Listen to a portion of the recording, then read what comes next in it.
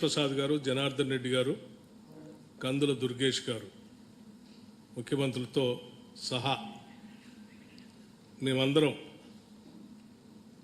ఈ సమావేశంలో లోతుగా చర్చించి అనేక అంశాలపైన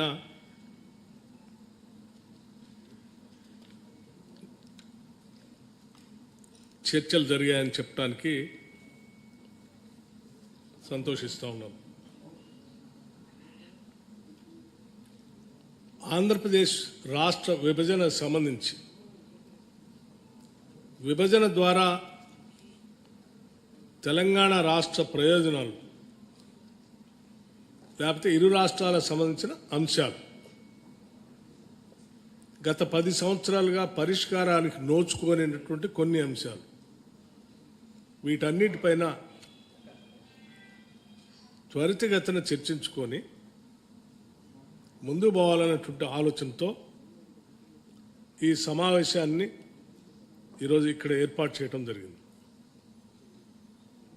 అయితే గత 10 సంవత్సరాలుగా విభజన చట్టంలో పొందుపరిచినటువంటి అంశాలు ఇతరత్ర పరిష్కారానికి నోచుకునేటువంటి అతి ముఖ్యమైన అంశాలు కూడా వాటన్నిటికీ ఈ సమావేశంలోనే సమాధానాలు కానీ పరిష్కారాలు కానీ దొరుకుతాయని ఈ సమావేశం అనుకోలేదు. కాకపోతే వీటికి పరిష్కార మార్గాలు చూపించడానికి ఏదో ఒక విధానపరమైన నిర్ణయాన్ని వ్యవస్థను ఏర్పాటు చేసుకునే అవసరం ఉంది. కాబట్టి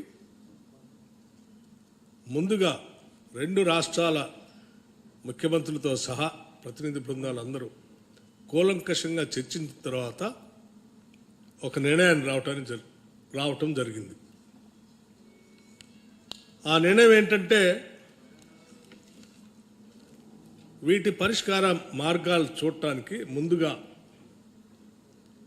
ఉన్నత స్థాయి అధికారులతో కూడినటువంటి ఒక కమిటీని 2 రాష్ట్రాలకు సంబంధించినటువంటి ఉన్నత స్థాయి అధికారులతో, అంటే చీఫ్ సెక్రటరీ స్థాయి అధికారితో సహా వారితో ఇంకొక 3 మెంబర్,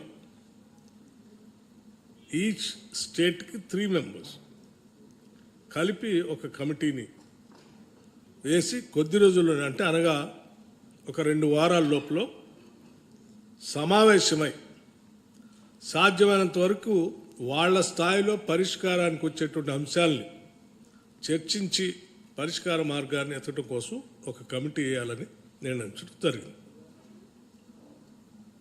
ఈ ఉన్నత స్థాయి అధికారుల కమిటీ ద్వారా కూడా పరిష్కారం కానటువంటి అంశాలు ఏమైనా ఉంటే